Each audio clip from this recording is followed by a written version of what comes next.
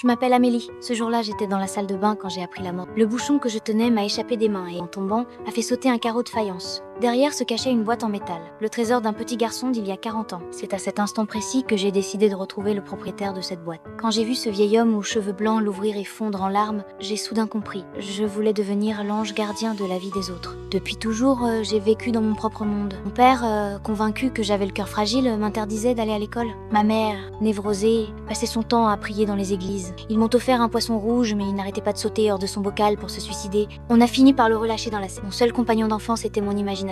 À 23 ans, je suis serveuse au café des Deux Moulins, observant chaque jour une galerie de personnages hauts en couleurs. J'aime plonger mes mains dans les sacs de grains, briser la croûte caramélisée de la crème brûlée, faire des ricochets au bord du canal. Ces petits plaisirs me rendent heureuse, mais je reste terriblement seule. Après avoir retrouvé le propriétaire de la boîte, j'ai commencé mes missions secrètes. Je me suis faufilée chez l'épicier pour avancer son réveil, remplacer son dentifrice par de la crème pour les pieds, clouer ses pantoufles au sol. Ça lui apprendra à maltraiter son employé handicapé. J'ai fabriqué une fausse lettre d'amour vieille de 40 ans pour la concierge abandonnée par son mari et j'ai vu son sourire renaître. C'est durant cette période que j'ai rencontré Nino. Il collectionnait les photos d'identité déchirées dans les stations de métro, comme s'il rassemblait des âmes brisées. La première fois que je l'ai vu, mon cœur s'est emballé comme s'il voulait s'échapper de ma poitrine. Mais je n'osais pas l'affronter directement, alors j'ai joué au chat et à la souris. J'ai volé son album photo et y ai semé des indices pour qu'il me cherche comme on cherche un trésor. Sur les marches de Montmartre, près du manège, je l'observais dans sa quête fébrile, partagée entre douceur et terreur. Je dessinais des flèches pour le guider, lui parlais par cassette interposée, me déguisais même en femme masquée pour lui rendre son album. Mais chaque fois que l'occasion d'un vrai face à face se présentait, me figeais comme une statue. Au café, il était là, assis, m'attendant,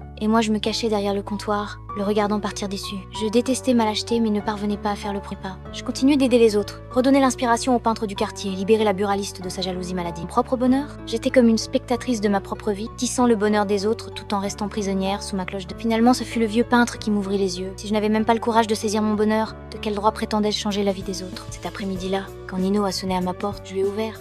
Il a souri, j'ai souri. Le bonheur, c'était aussi simple que ça. C'est pas le nombre de miracles que l'on crée pour les autres. C'est d'avoir enfin le courage d'accepter sa part de merveille. Je suis Amélie, une fille qui se cachait dans son monde imaginaire. Maintenant, je sais qu'un véritable ange ne fait pas que donner. Il doit aussi apprendre à recevoir l'amour. Quand on trouve le courage d'ouvrir son cœur, c'est tout Paris qui se met à chanter. Les beautés de la vie n'attendent que nos bras pour les étreindre. Comme j'ai finalement étreint Nino, comme j'ai étreint mon bonheur.